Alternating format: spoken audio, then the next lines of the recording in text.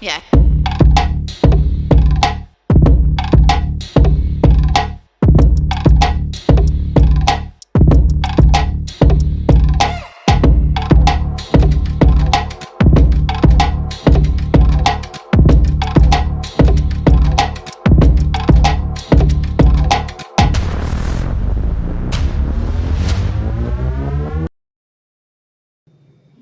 Greetings, everyone. My name is Xolisa Ncenge, your ordinary everyday person from Dizzy World channel. Thank you for stopping by and nice to meet you. National Assembly Speaker Thoko Didiza talking to Mfundo Mabalane on SABC News on the 19th of February 2025 has told the nation or agreed to Mfundo that it was a lack of consensus that brought us to the postponement of the budget, a practice foreign to Parliament. Never have we witnessed the postponement of the budget before, and I think since 1994. The Speaker also has agreed that she indicated to the members of Parliament that it was essentially a lack of consensus among the GNU parties that brought us to this moment. She said precisely they were informed by the leader of government business, that is Deputy President Paul Mashatile, at about 13:15 that afternoon that the cabinet is not ready to table the budget because of certain disagreements among members of the cabinet in respect of the budget. And the opposition parties in parliament, EFF, MK Party, ATM, were disappointed at this decision. Rightly so, because their coalition with the ANC was dubbed a doomsday coalition by the DA. And Vuyo Zungula, even UDM Gwangwa, said what happened was a gross incompetence on the part of the minister. But now the big business or markets ordained ANC-DA marriage that can't even enjoy a good night's sleep in their king-size bed without fighting about everything, because they are fighting about everything. Be it the Bella Bill, the Expropriation Act, PEE, Wage Bill, NHI, everything. There is no happily ever after at all in this big business arranged abusive marriage. And on the same day, we saw the Minister of Finance, Mr. Enoch Godongwana, at a press briefing, trying to extinguish or put out the fire. And we were told all over the news that the bone of contention here was a 2 percentage point increase of VAT, that is the value added tax, from 15% to 17%. Apparently the GNU, the darling of big business or of capital, doesn't have money, and one wonders how come they don't have money, because these people are the darling of the capital. How come they don't have money or spending it wrong? Apparently they need 60 billion and are grappling with where to get the money. And what's shocking here is a former trade unionist, Minister of Finance, a person who used to fight against VAT together with President Ramaphosa back in the day, in their trade union days, has totally forgotten about the poor and the working class. Please, can we... Rolling back the company tax, I think everybody thinks that the only people who, once you have got a crisis, must take companies. Two things. What it does, mistake it suggests that companies are not, a couple of points, companies are not going to respond to that. I can tell you now, I was talking to somebody who's investing in the UK. He's moving a company headquarters from UK because of the new taxes to Zurich. Now, I'm just giving you that it doesn't mean they're not going to react. Secondly, when you tax companies, you're taxing profitability. Why are we not getting money now? Let me just give you an indication. In 2023, we were thinking that we are rolling out of the commodity prices. All of a sudden, boom! By July, we recorded a 32 billion rand revenue loss from the mining industry.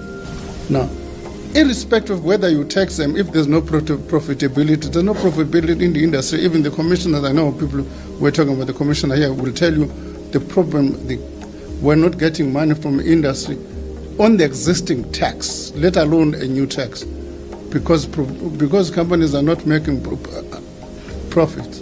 So that's one set of issues. If you compare, which we do, our level of taxation of company tax compared to our peers, we're far above the OECD average. I don't think whether that slide we have in the budget review.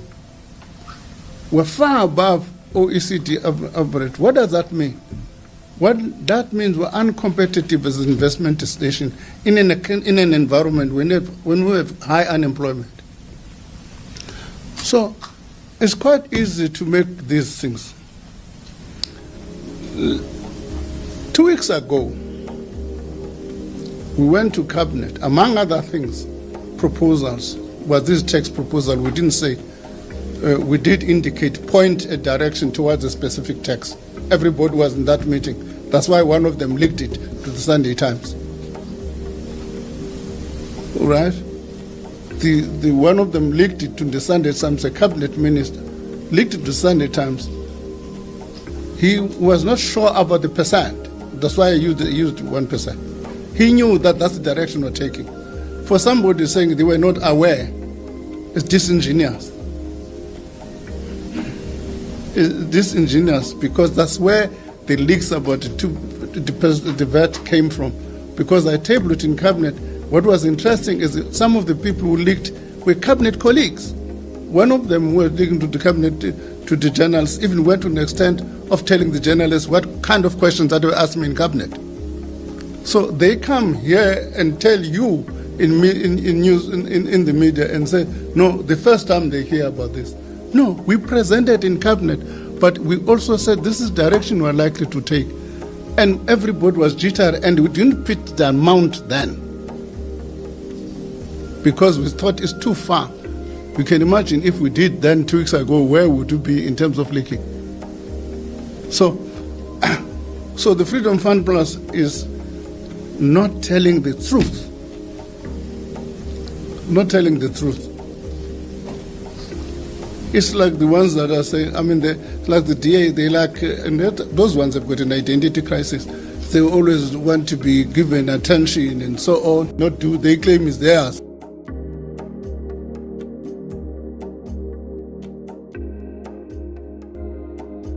And kudos to politically incorrect Mashiane for interviewing Mr. Zwelinzima Vavi. Yes, I don't always agree with Comrade Vavi because of his issues with the ANC leaders, especially after his alleged failed attempt to be on President Zuma's ticket in the ANC leadership race. And Mr. Vavi stated that 3 years ago, big business were sitting with 1.4 trillion investable money or cash, saying corporates are moving between 300 and 500 billion through illicit cash outflows and mispricing, and the government is doing absolutely nothing about that. He said 2 percentage points would suddenly be a 13.3%. That's 2 basis points. Means moving VAT from 15 to 17%.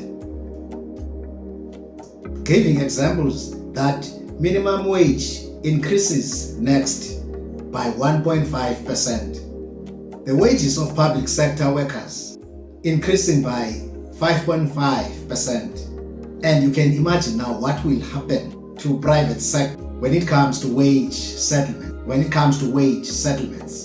when the rate of inflation has been dropped down to 2.8%. So 13.3% is way above the rate of inflation, and it follows the rate of Eskom electricity increase coming on the first at 12.7. And you know that we have been paying through our years Eskom, meaning many years of Eskom or electricity crisis, up to a point that poor can no longer afford electricity.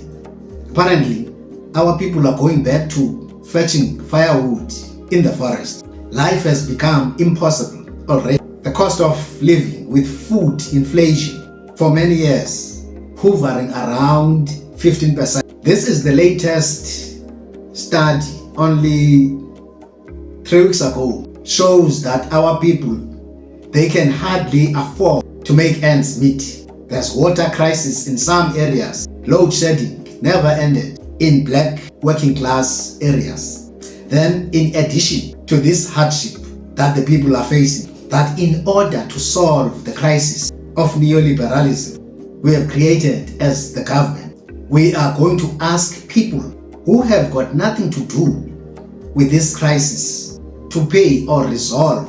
You say we want to maintain the 370 special grant we are giving to the poor, but sorry, the poor must pay for it themselves by increasing VAT by 13.3 or 2 base. How cruel can you be? Mr. Vafi lamented in disbelief. And happily ever after, GNU Minister Gayton McKenzie has rubbished as blue lies the vetoing of this 2% VAT increase by the DA, saying all parties were not in favor of this increase. So it was not the DA alone. Yet Mr. Moeletsi Mbeki, a political economist, talking to Clement Manyati, stated that the ANC was overruled by the DA to present its budget. So we don't know who is telling the truth. Mr. Mbeki, when asked about other options available to the government, he said, we have a hugely overpaid public service, which is the mega cost to the economy. He said, I'm not talking about the police, the teachers, the nurses, no. I'm talking about top leaders in members of parliament, cabinet, directors general, administrative managerial class in the public sector. He says that's where you have to cut. For an example, 5% or 10% of 7 trillion, which is South Africa's GDP, equals to 700 billion of their salaries. He says you will get your 60 billion in no time from that money. He says the ANC now sees the poor as the target to milk, no longer interested in protecting that part or section of our society. No, they can't tax Stellenbosch. Stellenbosch is a no-go area.